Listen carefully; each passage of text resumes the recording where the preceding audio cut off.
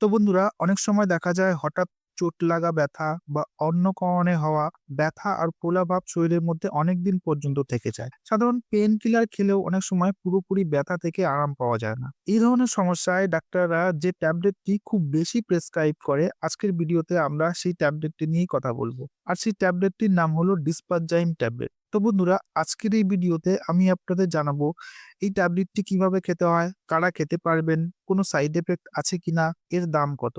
তাই ভিডিওটা শেষ পর্যন্ত দেখবেন। বন্ধুরা, চলুন প্রথমেই প্রাইসের কথা বলি, কারণ প্রতিটা ভালো মেডিসিনের দাম কিন্তু খুবই ইম্পর্টেন্ট। এই ডিসপারজাইম ট্যাবলেট সাধারণত 10টি ট্যাবলেটের স্ট্রিপে পাওয়া যায়, আর এর বর্তমান দাম 609 টাকা।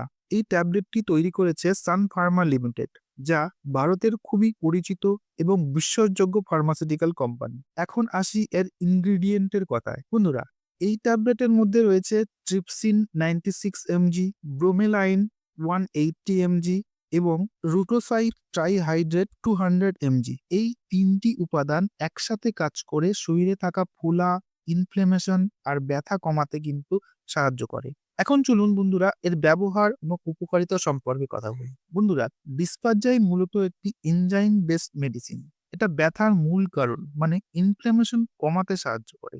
যদি আপনার চোট লাগার কারণে হাত পা ফুলে যায়, অপারেশন বা সার্জারির পর ফোলাভাব থাকে, দাঁত তোলার পর ব্যথা বা ফোর্স ইনজুরি হয়, মাংসপেশি বা জয়েন্ট পেন থাকে, এইসব সমস্যায় ডিসপারজাইম কিন্তু খুব ভালো কাজ করে। বন্ধুরা, এতে থাকা ট্রিপসিন আর ব্রোমেলাইন ইনজুরি হওয়া জায়গায় জমে থাকা প্রোটিন ভেঙে দেয়, যার ফলে ফোলা ধীরে ধীরে কমে যায়। আর এতে থাকা রুটোসাইড রক্তনালীকে শক্ত করে এবং ব্লাড সার্কুলেশন ভালো হয়। এর ফলে ব্যথা কমে এবং ক্ষত দ্রুত সারতে সাহায্য করে।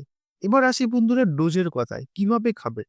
দেখুন, এই ট্যাবলেটটি ডাক্তারবাবুরা সাধারণত দিনে ২ থেকে ৩ বার খেতে বলে। খাবার পর এই ট্যাবলেটটি খেতে বলা হয়। তো বন্ধুরা, এটি যেহেতু একটি প্রেসক্রিপশন মেডিসিন, তাই ডোজ অবশ্যই ডাক্তারের পরামর্শ অনুযায়ী নেবেন। কারা খেতে পারবেন? দেখুন, এই ডিসপারজাইম ট্যাবলেট প্রাপ্তবয়স্ক মেল ফিমেল দুজনেই খেতে পারবে।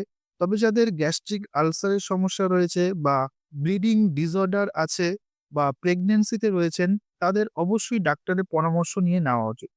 এখন যদি এর সাইড এফেক্ট এর কথা বলি, সাধারণত এই ট্যাবলেটটি বেশ ভালোভাবেই সহ্য হয়। তবে কিছু মানুষের ক্ষেত্রে পেট ব্যথা, বমিভাব, ডায়রিয়া বা অ্যালার্জির মতো সমস্যা হতে পারে। এই ধরনের সমস্যা বেশি হলে ওষুধ বন্ধ করে ডাক্তারের সাথে যোগাযোগ করা কিন্তু অবশ্যই দরকার। একটা গুরুত্বপূর্ণ কথা মনে রাখবেন বন্ধুরা, ডিসপারজাইন ট্যাবলেট কোনো পেইন কিলার নয়, কিন্তু এটি পেইনের মূল কারণ অর্থাৎ ফোলা এবং ইনফ্লেমেশন কমায়। তাই অনেক সময় ডাক্তাররা পেইন কিলারের সাথে এই ট্যাবলেটটিও দেয়। তো বন্ধুরা, এটাই ছিল ডিসপারজাইম ট্যাবলেটের সম্পূর্ণ তথ্য। ভিডিওটা যদি ভালো লাগে অবশ্যই লাইক করবেন। আর এই ধরনের হেলথ ও মেডিসিন সম্পর্কিত ভিডিও নিয়মিত পেতে চ্যানেলটি অবশ্যই সাবস্ক্রাইব করে রাখবেন।